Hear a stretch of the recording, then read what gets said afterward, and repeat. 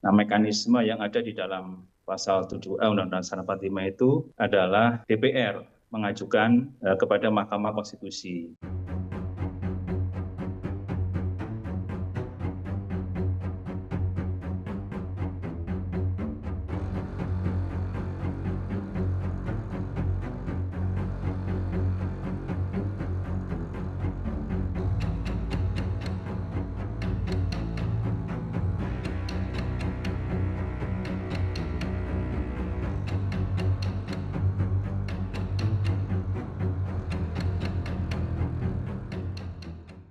Ya, baik, terima kasih, Mbak. Jadi kita kembali kepada ketentuan yang diatur di dalam 7A ya, Undang-Undang Dasar 45. Nah, mekanisme yang ada di dalam pasal 7A Undang-Undang Dasar 45 itu adalah DPR ya, mengajukan kepada Mahkamah Konstitusi. Nah, untuk pemberhentian presiden dan atau wakil presiden. Nah, terkait dengan desakan ini, kalau saya baca itu kan di poin terakhir ya, poin nomor 8 ya. Itu sebenarnya bukan mundur kalau saya baca itu, tapi mengusulkan kepada MPR. Nah, ini kita perlu luruskan dulu.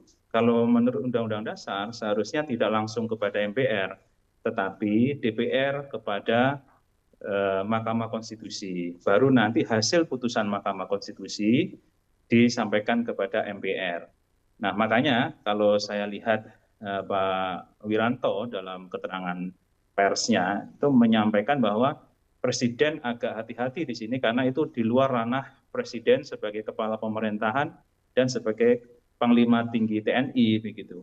Kenapa? Karena ranah yang ada dalam konstitusi untuk pemberhentian seorang wakil presiden itu adalah melalui usulan dari DPR kepada Mahkamah Konstitusi atas dugaan dua hal.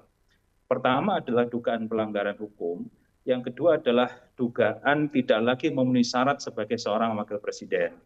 Nah, kalau rekomendasi dari Dewan Purnawirawan ini agar presiden mengajukan kepada MPR ini agak miss memang kalau dari sisi tata cara impeachment yang diatur di dalam Undang-Undang Dasar.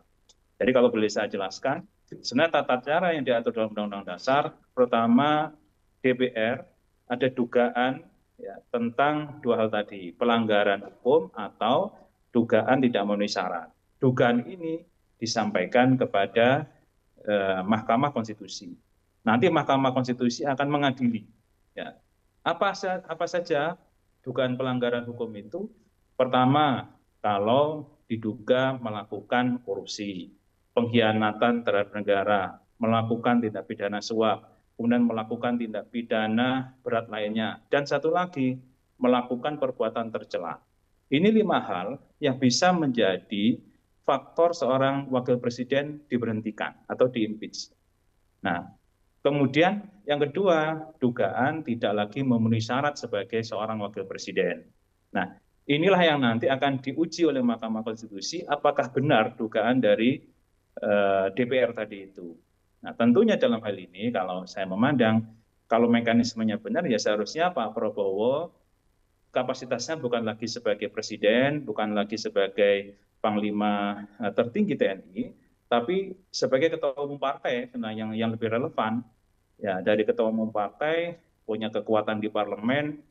Nah, dari kekuatan di parlemen inilah kalau 2/3 ya dari anggota parlemen nanti hadir dalam sidang dan setuju terhadap usulan untuk impeachment, untuk pemberhentian wakil presiden, baru bisa. Nah, saya kira itu sebenarnya mekanismenya.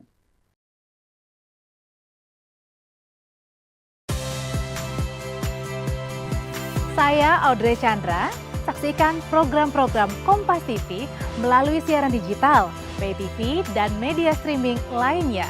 Kompas TV, independen, terpercaya.